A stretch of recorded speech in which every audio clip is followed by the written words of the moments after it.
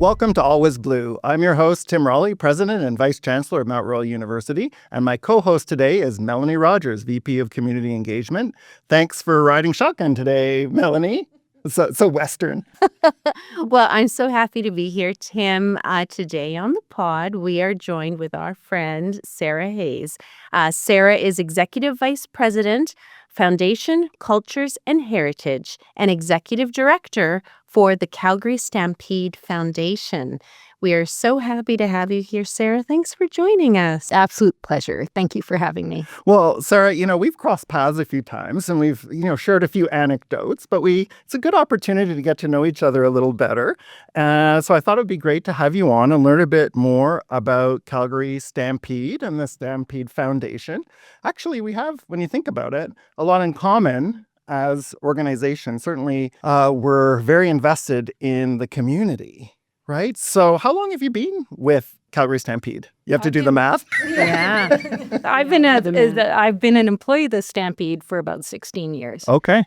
And but I think I've been part of the Stampede family for as long as I've been in Calgary. I grew up in Montreal and we moved to Calgary during Stampede Week. And it was awesome. The place week. Just welcomed us. Yeah. It was all for you. It was all for me. It was like they put on this big show and pancake breakfast and had music and a rodeo, all for me. And 2 weeks later, you're like, why is it so boring here? Where are all the people?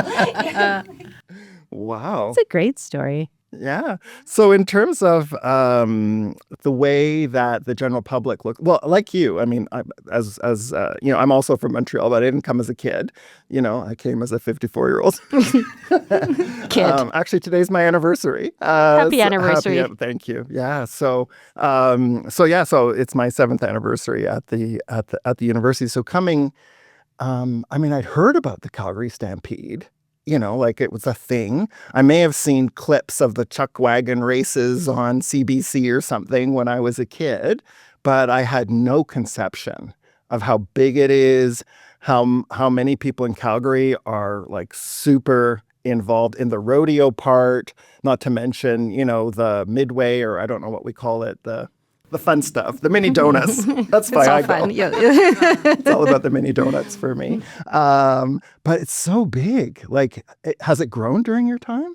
Oh, it's the number of people who've come to Stampede has grown dramatically over the time that I've been there. And then just the Stampede as a year-round gathering place has grown. Yeah. And that's been a lot of my focus as part of the Stampede team. And there's a kind of beauty about Stampede in our city when we get together at Stampede time. Like, it still gives me goosebumps to see folks along the parade route or the Stampede band coming down and our community coming together and celebrating all of us and all of our diversity. Like, I love that about Calgary. I love that about the Stampede.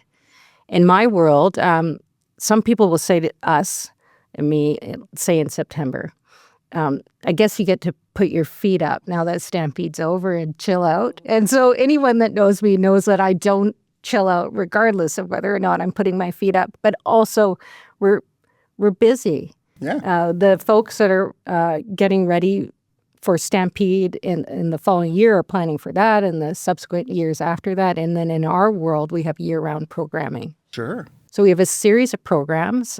We have programs for youth development. They're in the areas of agriculture. We have programs to help urban kids learn about farming and agriculture. We have programs for agricultural kids to get better and be leaders in their community.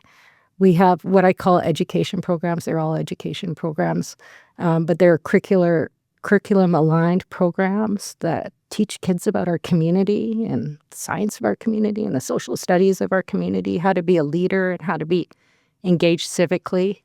We have scholarship programs, and we have performing arts programs. Mm-hmm. We have the Young Canadians. Mm-hmm. People are familiar with that. Mm-hmm. The Stampede show riders, who are athletes/artists who perform with their equine partner.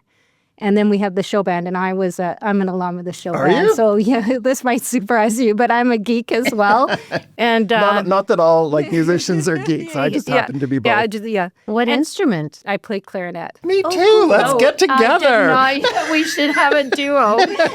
Create a rock band. Yeah, that's us. We are the clarinet rock band. And And I looked it up in the Oxford Dictionary. I'm an alumni of Mount Royal. Okay. Because I spent 6 years wandering these halls as part of the Conservatory of Music. Oh, wonderful. Yeah. And I was thinking, like, it's kind of a metaphor for education where I was serious. I was never going to be a great clarinetist, but I was serious about it, practice hard. But it was learning in community that I remember the most, and for community. And that was the same with the Stampede Band. I got to play with kids from all across Calgary, Right. And when you're a kid, you kind of just know your immediate community. So I got to meet those folks. We traveled to Japan. I represented the city there. Wow. Practice hard. Yeah. That's a great history. That's so interesting. I didn't know any about that. That's fantastic. I meet so many people in Calgary who had a connection to Mount Royal through the conservatory. An incredible number of very accomplished people, and people telling me, that they would get pocket change from their parents so they could get food out of the vending machine. And do people talk about the fudgesicle vending machine? There was one. I've heard of I've heard of the fudgesicle vending machine. I've also heard of a soup vending machine. Yes. You could buy hot soup out of a vending machine. It's alarming. Just live in the dream. Yeah, I would choose the fudgesicle over the soup any day. Yeah. No, I have vague memories. Obviously not Stampede or MRU related, but I ate, I think, my body weight in orangecicles at the pool. And you couldn't make me eat an orange-sicle as an adult. Oh, they're so good. Whereas fudgicles, they're still good to go. Yeah, so good. Okay, where were we? What other frozen Let's talk some more about frozen treats. No, but I also know that there's been some, like, the work of, like, there's the Stampede and then there's the foundation, right? Was it last year or was it the year before that the Sam Center opened? It was a year before. So It opened May 15th, 2024. So it'll be almost 2 years old. And the Sam Center is, I'm going to call it a museum, although it's a lot more than that. It's like a living... Yeah, it's like a living museum. Yeah. It's got the sort of rigor you would expect in a museum. We have smart people doing the curation and the archives and collections, and we're the Calgary Stampede. So it's also about being fun and being engaged and immersive. Yeah. It's a beautiful space. Oh, it's a lovely space. People will come to Sam just to be in the building. Right. We have beautiful natural light coming through the windows. We have a really good restaurant there with fabulous lattes. Okay. And soup. No fun. They do have soup. I've had soup there. Now that I'm in my dotage, I do love a good soup. When the SAM opened, so we've been working on the SAM for most of my time at the foundation. Okay. And I lived it and breathed it and had dreams about it, and then it opened, and I had kind of a crush on the SAM Center. And wow. I just go there and watch people in that space, and there's something beautiful happening there, where you see multi-generational families speaking all the languages of Calgary in that space, and they're connecting with each other. So they're learning about us and our history and who we are as a community and kind of the character of the community. And they're connecting with each other, and it's a catalyst for other stories. My kids aren't on their phones, they're really, and imagine that. I'm not on my phone, They're engaged with each other, and they're engaging with other people in that space, which I think is kind of a neat metaphor for who we can be as a community. It seems to me as well. Of course, the Sam Center. I'm sure supported by a wide variety of people, but also title support from the Taylor Family Foundation, and Mount Royal, of course, has been the beneficiary of Don Taylor and the Taylor Family Foundation. It's made an incredible difference on our campus, and no doubt the Sam Center is transformational. It seems to me that so many people are involved in the Stampede, and there's a lot of support, and there's a lot of philanthropy. Can you say something about just how the Stampede functions and what donors mean? The simple answer to that is donors are essential to the foundation. We just did some analysis of the funds for our programs, and about 60% either comes from philanthropy or comes from endowments that are funded by philanthropy. So we would be a much weaker organization, less impact without that support. But I would say it's more than money, and Involvement and like generosity is kind of in the DNA of the foundation. We're all about philanthropy, and in the DNA of the Stampede, it's a volunteer-driven organization. People don't know that. Our board is elected by the volunteers, and we exist to serve communities. So that space of generosity is kind of who we are as an organization. And for me professionally, I find it super inspiring to be around people who care about community, choose to use their time and, their income that they worked really hard to earn, to serve community. Like, it's awesome. Yeah. Yeah. I'm inspired by it as well. And in fact, I think we've shared some board members. Yeah, we have. And so, it's those people. And, Calgary is actually quite an impressive city with regard to participation, philanthropy, social engagement. It is actually quite something. I don't know what that's about or how it came around, whether it's those long prairie winters so that people want to take care of each other or... It's our culture. I mean, the whole culture of Calgary, I've lived in Alberta my entire life. It is exactly what's in our DNA, as you say, for people to be participants in their city. And the Calgary Stampede is a thing of beauty in terms of how many people are engaged as volunteers. And then, as you said, being able to tie it back through philanthropy to ensure that all those programs are successful.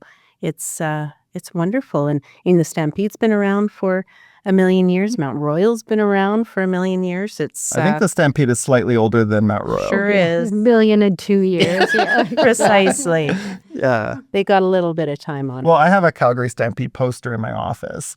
I bought it the year I came to town. Or actually, I think Melanie's team bought it for me. I said I wanted to get it for you because it was the first year that they put a woman on the poster. Right, I know that poster. That I came poster. to town, and so kindly my colleagues framed it, and we put it in my office, and I've told them I'm taking it when I leave. I don't know if that's theft or not. We'll make that determination in the future. Such a cool poster. But it strikes me like the first time I went to Stampede, a mutual friend of ours took me to Stampede, and I sat in the stands, and like the first event came out, and of course, I see this amazingly quick thing happen, and the person's like, "No, that's not going to do it."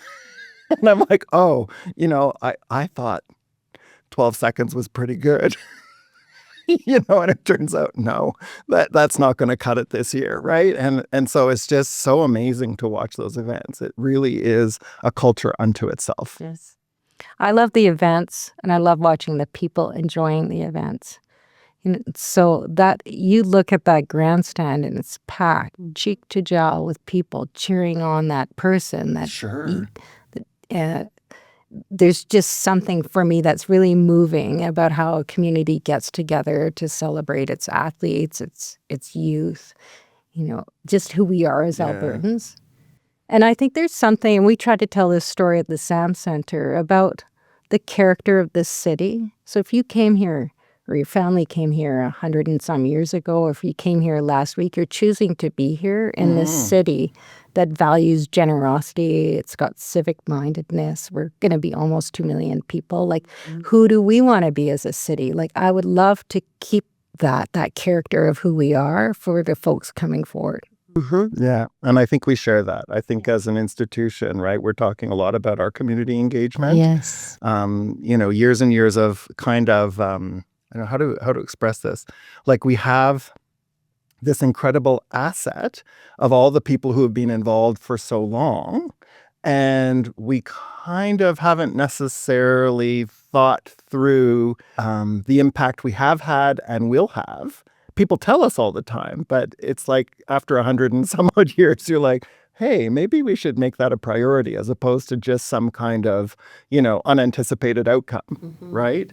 Has the Calgary Stampede or the foundation been thinking a little bit about that history and how to leverage it? Yeah, we think a lot about that, particularly around leveraging it. So we're in this place that has people that are regular people in the community that are choosing to lead and volunteer. And so how can we take that and integrate it into our curriculum for our youth programs so Right. that kids have a sense of, not kids because they're young adults too, but they have a sense of agency for their community, so they don't sort of expect things to happen for them, but they can expect for them to do things for, of themselves for community and give them a little bit of practice being a volunteer or practice being a leader and learn that as part of our program. So that's a lot of what we're thinking about right now.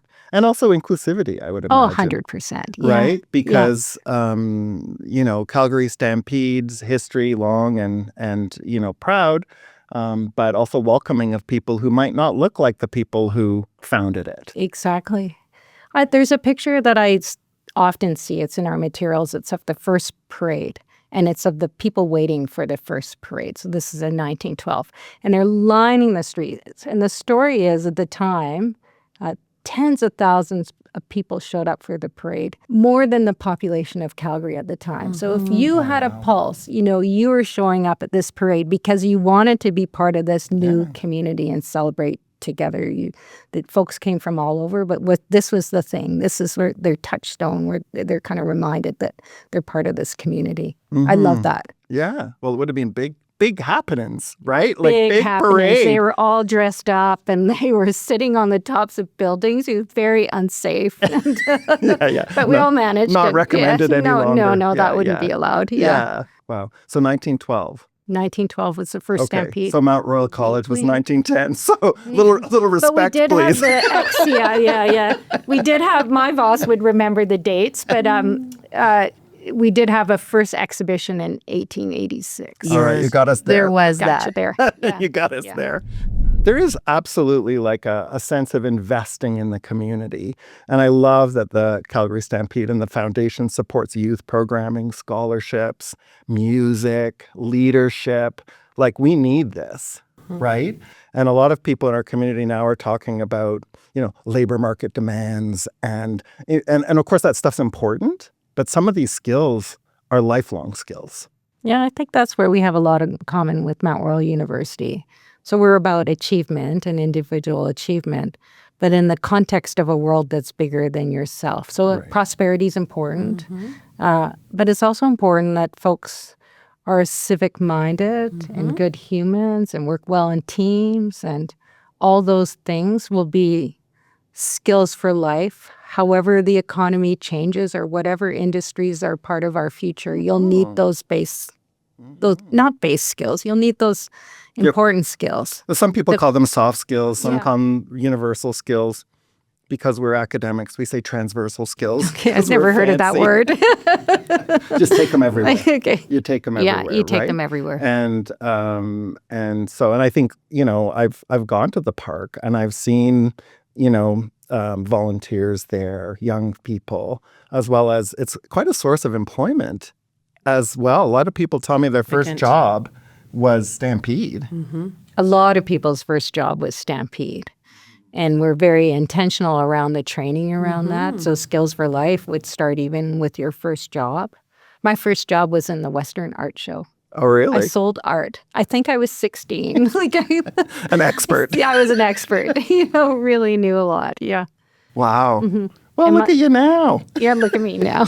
You're running the joint. Yeah. Well, you're running a pretty incredible facility, too, with the Sam Center, because you've come full circle with the rotating exhibition. And it's a really beautiful space. I mean, it's impressive for people to come and see and learn. But you're talking about community. Like that, what you're talking about is community. It's whether it's transversal skills or just general community skills. That's what we need. That's what sustains us as economy and change happens. It's the community that sustains us and makes us who we are as Calgarians. The first year I went to Stampede, one of our students, a student leader, I don't know, I'm going to get the name wrong, but basically rode a horse. The young women who dress with the sparkly red outfits and they carry the flags and they run. Yeah.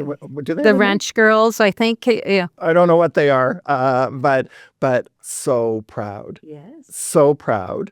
and also displaying this, publicly displaying this skill of riding a horse in this way, because I don't think it's easy. They make it look easy, but it's like pretty amazing. There's something at the Sam Center that was a unintentional story or narrative that with our exhibits that stuck with me, and it's that you can just be a regular person and do amazing things at Stampede. If you have a kind of passion and you're a hard worker and you're willing to put in the time, like you can do There's a place for something. You everyone. can ride around with your sparkly shirt, or you can be a world champion at the Stampede Show Band, or you can win a championship with the heavy horse competition. Like you can do that, and maybe that's a Calgary thing too. Yeah. We're a merit-based community, Right. and if you work hard and you've got a kind of idea, we're the kind of community that'll have your back. That's fantastic. I see so many young folks working, our students. Frankly, a lot of those students are working at the Stampede, yeah. Do you have any sense of how many people it takes to put on this Calgary Stampede events every year? Is there just like scope and scale? I can't even imagine how Well, it would many be people.